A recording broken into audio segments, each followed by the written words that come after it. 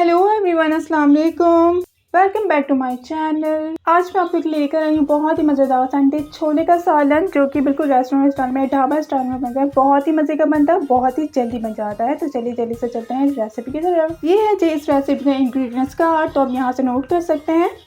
बिस्मिल्लाहिर्रहमानिर्रहीम। Half cup मैंने oil डाला। जब ऑयल गर्म हो जाएगा तो इसमें चली जाएगी एक बड़ी प्याज, उसको हम थोड़ा सा फ्राई कर लेंगे। साथ ही इसमें चली जाएगा लहसुन अदरक का पेस्ट 1 टेबल स्पून। और इन दोनों को इतना फ्राई करना है कि लहसुन अदरक की जब खुशबू आने लगती है ना एक, तो जब तक हमें इसको फ्राई करना है। जीरा चले जाएगा 1 टेबल स्पून। मिक्स कर लेंगे इसे अच्छी तरह से।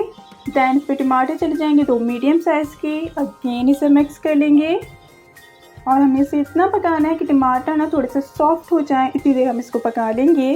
कवर कर दीजिए इसे तकरीबन 1 से 2 मिनट तक। अच्छा, यहाँ पे टमाटर थोड़े सॉफ्ट हो गए थे, तो यहाँ पर सारे स्पाइसेस में चले जाएंगे। हल्दी चली जाएगी 1.5 टीस्पून, लाल मिर्च पाउडर चले जाएगा 1 टेबल स्पून, नमक जाएगा हस्बे ज़रूरत। मिक्स कर लीजिए इसे अच्छी तरह से एंड इसे कुक कर लेंगे इतना कि थोड़ा सा ऑयल जो ऊपर आने लगेगा ना, इतनी देर से हम इसको कुक कर लेंगे। अच्छा, जब मसाले पकने लगे तो इस पॉइंट पर मैंने हाफ कप इसमें पानी डाल दिया है। मिक्स कर लेंगे इसे अच्छी तरह से। दैन इसे कवर कर देंगे और इसे पकने के लिए रख देंगे 2 मिनट तक। जब मसाले अच्छी तरह से पक जाएंगे तो इसमें चने चले जाएंगे। 1 कप के करीब मेरे पास चने हैं, अच्छी तरह से बॉयल हुए हैं। और थोड़े से चने जो है ना, मैं हाथों से इस तरह से मैश कर लूँगी। जैसे आपने 1 कप लिए हैं तो उसका जो हाफ़ है ना, उसका भी हाफ़ आपने थोड़ा सा मैश कर लेना है। इससे बहुत अच्छी ग्रेवी बनती है। मिक्स कर लीजिए इसे, मिक्स मिक्स मिक्स।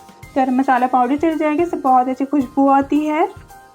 थोड़ी सी मैंने अदरक डाल दी, थोड़ी सी मैंने हरी मिर्च डाल दी है। मिक्स कर लीजिए अच्छी तरह से। अच्छा, 3 टेबल स्पून मैंने इसमें ऑयल और डाला। और मैंने इसलिए ज़्यादा डाला क्योंकि मुझे ऑयल ऊपर से इसमें उठाना है, क्योंकि बाज़ार के छोले में भी इस तरह से ऊपर से वो लोग डाल के देते हैं।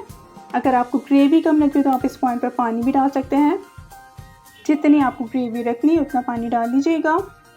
कवर कर दूँगी, इसे पकने के लिए रख दूँगी 2 मिनट के लिए लो फ्लेम पर। जब ऑयल ऊपर आने लगेगा तो ऑयल जो एक्स्ट्रा है ना वो सारा निकाल लूँगी। सारा नहीं निकालना है, मगर थोड़ा सा जो ऊपर ऑयल है वो मैं निकाल लूँगी लाइक दिस। दैन इसे कवर कर दूँगी, पकने के लिए रख दूँगी लो फ्लेम पर 1 मिनट तक। अगर आपको और कुक करना हो, चनों को और गलाना तो आप और पका लीजिएगा। दैन बस चूल्हा बंद कर देंगे और इसको डिश आउट कर लेंगे। इसके साथ ना मैंने बटर नान बनाए थे घर पर, बहुत ही मज़े के लगते हैं। और मैं ऊपर से इस पर ना बटर लगा रही थी, बहुत ही मज़ेदार लगते हैं इसके साथ। मैंने रेसिपी रिकॉर्ड नहीं की, लेकिन जल्द मैं आपके साथ शेयर ज़रूर करूँगी इंशाल्लाह। बस फिर इसे सर्व कर दीजिए। मैंने इसके साथ रायता बना लिया था, बहुत ही हल्के मसाले का रायता था। थोड़ी सी काली मिर्च, थोड़ा सा नमक डाल के बनाया था। इसके साथ दही भी बहुत मज़े का लगता है।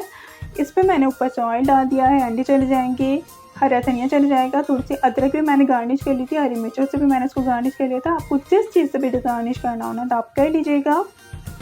बहुत मज़े का लगता है, ज़रूर ट्राई करिएगा, आपको बहुत मज़ा आएगा इस रेसिपी को ट्राई करके। तो अगर आपको वीडियो अच्छी लगी तो अभी कभी से लाइक कर दीजिए, सब्सक्राइब कर दीजिए अगर आपने अभी तक नहीं किया है। बेल आइकन का बटन भी दबा दीजिए अगर आप चाहते हैं कि मेरी फ्यूचर में आने वाली रेसिपीज़ की नोटिफिकेशन आपको मिल जाए, तो फिर बेल आइकन का बटन भी दबा दीजिए। तो इसे बनाइए, खाइए और एंजॉय कीजिए। Happy cooking. Thank you for watching. अल्लाह हाफिज़।